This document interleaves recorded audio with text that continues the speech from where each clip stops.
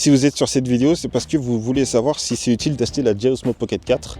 Parce que forcément, tout le monde dit que c'est la meilleure caméra, que c'est la caméra de l'année 2026 et qu'il faut l'acheter absolument, qu'il n'y a rien de mieux que celle-ci et autres. Écoutez, moi je suis pas tout à fait d'accord avec ce qui se dit parce que actuellement vous êtes en train de voir une vidéo filmée avec l'Osmo Pocket 3 et la plupart des choses que l'Osmo Pocket 4 fait, l'Osmo Pocket 3 le fait déjà. Donc cette vidéo, moi je la fais un peu à la zob, vous cassez pas la tête à vous demander qui je suis, ce que je fais ou autre, c'est pas ça le but.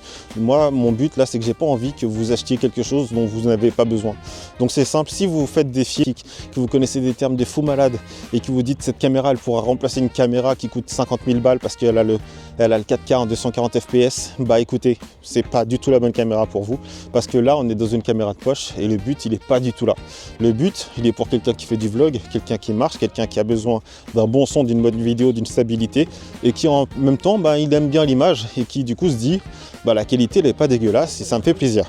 Alors moi, mon avis de la DJI Osmo Pocket 4, pour moi, c'est juste une grosse mise à jour de la Osmo Pocket 3. C'est-à-dire que tout ce que vous avez sur l'Osmo Pocket 4, vous l'avez sur l'Osmo Pocket 3. Alors, les grosses différences, c'est qu'effectivement, là, vous voyez, je suis en train de marcher, c'est beau, on voit quand même le ciel, on voit les nuages, on voit les arbres, les couleurs sont pas dégueulasses. Là, je filme en naturel, pas en dialogue. Mais dès que je vais commencer à mettre du soleil derrière moi, vous allez voir que ça commence à être un petit peu plus compliqué, c'est-à-dire qu'on a un ciel qui est un petit peu plus cramé et du coup au niveau des ombres et des lumières, au niveau de la place dynamique, c'est un petit peu tendu. Mais ça reste acceptable pour du vlog, on est totalement d'accord avec ça, ça reste totalement acceptable pour du vlog. Sur l'Osmo 4, on met une place dynamique, on l'est, mais vraiment super jolie. Je ne sais pas ce qu'on pourrait demander de plus, en tout cas pour le prix que j'ai payé ces caméras il y a 2 ans et demi, je ne sais pas ce que je pourrais demander de plus. On nous parle d'un nouvel Active Track, là l'Active Track il est là. L'Active Track il est là, c'est-à-dire que là regardez je filme pas, je me regarde pas, ça me suit toujours si je passe en hauteur, si je descends. Après forcément, il y a des fois on y va un petit peu trop fort. Donc voilà, là j'ai dû couper, j'ai dû remettre. Pourquoi ? Parce qu'en fait j'y suis allé comme un sagouin et du coup ça m'a perdu, ça n'a pas eu le temps de me suivre et du coup forcément si tu y vas en bougeant tes bras n'importe comment, ça va pas bien te suivre. Mais est-ce que toi dans la vie de tous les jours tu filmes en étant comme ça ? Non, donc du coup tu n'as pas cette utilité et le fait que l'Active Track il bug un petit peu quand tu vas trop vite sur certains trucs, c'est pas tant grave parce que généralement tu ne fais pas ce genre de choses là. Si tu as un caméraman, si tu as un gros projet ou autre, tu mets ta caméra en mode dynamique, moi elle est en mode marche, mais si tu as besoin vraiment de ce genre de choses, tu mets ta caméra en mode dynamique et puis ça te suivra beaucoup plus facilement. Ensuite, qu'est-ce que l'Osmo Pocket 3 n'a pas la différence de l'Osmo Pocket 4 ? L'Osmo Pocket 3, si tu filmes et que tu n'as pas mis de carte SD, ça ne va pas marcher. L'Osmo Pocket 4, ils t'ont intégré un 107 Go de mémoire à l'intérieur où en fait, ils disent que tu peux filmer sans mettre de carte SD. Alors, moi je reviens sur l'utilité. L'utilité, si tu es en train de faire un vlog, là comme je suis en train de faire, effectivement, je ne vais pas utiliser 107 Go et on est sur quelque chose qui peut être cool. Tu sors ta caméra, c'est fini, tu n'as pas besoin de payer quelque chose. Maintenant, si demain je pars au Brésil, je pars en Afrique, je pars n'importe où, que je ne peux pas acheter de carte SD là-bas et que je passe une journée entière en extérieur, je peux vous jurer que si vous vous amusez à filmer en 4K, en 60 fps ou même en 240 fps, vous allez voir que ces 107 Go ils vont être pris assez rapidement. Votre seule solution à ce moment-là, si vous n'avez pas d'ordinateur ou autre, ça sera de brancher votre caméra à votre téléphone et du coup vous allez remplir votre téléphone durant votre séjour.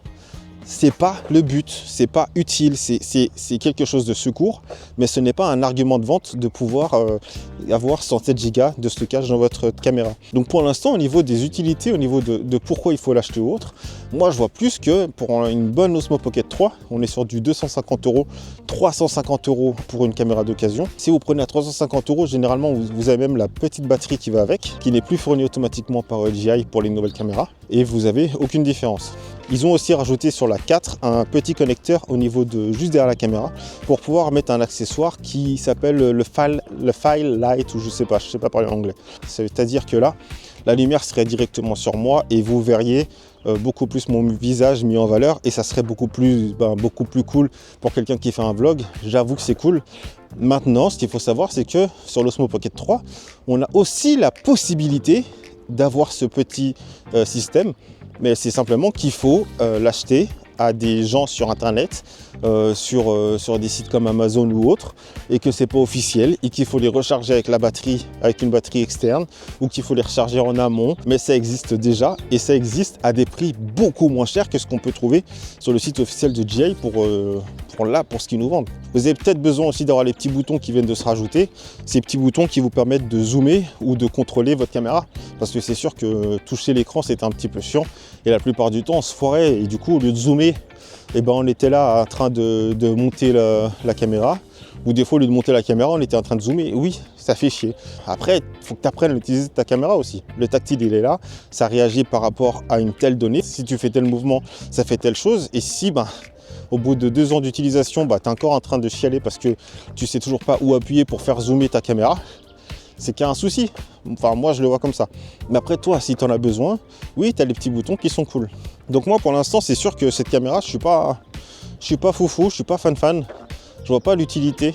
Je suis déçu parce qu'en fait, ils avaient commencé à expliquer qu'ils allaient faire une caméra avec 2 objectifs et qu'en fait, on allait pouvoir avoir vraiment plus de qualité. Donc quelque chose, effectivement, tu me dis de payer 600 balles ou 800 balles. Bah oui, je les mets dedans parce que tu me rajoutes un objectif sur une caméra que j'utilise tous les jours. Je vais pouvoir zoomer plus loin, je vais pouvoir faire peut-être un angle beaucoup plus poussé, un angle beaucoup plus cool. Et bien évidemment, je ne vais pas te dire non, tu vois. Mais là, pour l'instant, avec celle-là, c'est pas faisable. Donc là, on va attendre peut-être que d'ici 2-3 mois, on va avoir une DJI Osmo Pocket 4 Pro qui va sortir. En tout cas, ils en parlent sur les réseaux. Et cette DJI Osmo Pocket 4, peut-être qu'elle aura tout ce dont on a besoin. Mais je trouve ça bizarre qu'ils en parlent pas plus que ça parce que du coup, là, ça fait que la caméra est sortie aujourd'hui, le 16 avril. Les gens vont l'acheter et dans 2-3 mois, on va nous dire qu'il y a une nouvelle caméra qui existe. Et les gens, ils vont faire quoi? Ils vont racheter un corps? Ça serait vraiment un argument de vente qui serait à mon goût vraiment ridicule, qui serait vraiment très méchant même. Et s'ils font ça, ça me plaît pas. Donc voilà, cette vidéo, elle est peut-être pas complète parce que je suis sûr que j'ai oublié des choses, parce que j'ai mal parlé, parce que je suis essoufflé, parce que je marche et qu'aujourd'hui, je fais plus de sport. Cette vidéo, elle est vraiment très brève. Mais si vous regardez cette vidéo, mettez un commentaire et posez vos questions dans les commentaires et j'y répondrai le plus vite possible. Dès que je vois le commentaire, j'y répondrai. Et je réponds, vous pouvez aller voir mes anciennes vidéos sur l'Osmo ou autre. Je réponds à tous les commentaires qui sont bien évidemment constructifs ou en tout cas qui n'ont pas une teneur négative. Okay, vous voyez là, je me trouve beaucoup trop sombre. Alors que si j'avais la petite lumière ou si j'avais les 2 stops en plus, je serais plus sombre du tout. Donc je dirais pas non. Mais après, ça reste quelque chose où on est sur du 3 secondes, 4 secondes, 5 secondes de temps pendant que je marche. Est-ce que c'est si grave que ça? Je pense pas. Je suis vraiment curieux de connaître les vraies différences, de voir si c'est si dérangeant que ça ou pas, d'avoir ces 14 stops ou d'avoir cet active track du génie ou d'avoir toutes ces différences. Je suis vraiment très curieux. J'allais finir cette vidéo et puis je viens de me rappeler parce que du coup effectivement à côté de moi il y a un bar et dans ce bar là il y a de la musique. Et je suis avec un micro, et ce micro là c'est celui qui fait le son de l'Osmo Pocket 3 et l'Osmo Pocket 4 est lui livré avec un micro aussi qui techniquement n'est pas dégueulasse, mais le micro qui est vendu avec l'Osmo Pocket 3, comme vous l'entendez, il est déjà très satisfaisant, il est déjà très autonome et suffisant tout simplement. Donc voilà, la vidéo elle s'arrête ici, j'espère qu'elle vous a plu, j'espère qu'elle vous a aidé et comme je l'ai dit tout à l'heure, mettez en commentaire si vous avez des questions spéciales et je ferai tout pour y répondre parce que le but c'est de vous informer et que vous achetiez pas un truc qui coûte 700 balles alors que vous pouvez avoir la même chose pour 300 balles. Moi ça me ferait chier. C'est pour ça que je fais ces vidéos et si je pouvais même vous montrer le produit directement ça serait cool. Après j'ai pas assez d'abonnés pour que DJI me prête la caméra. Donc malheureusement je peux pas vous montrer le produit. Mais techniquement si vous me faites confiance, vous n'avez pas trop de différence avec une présentation produit.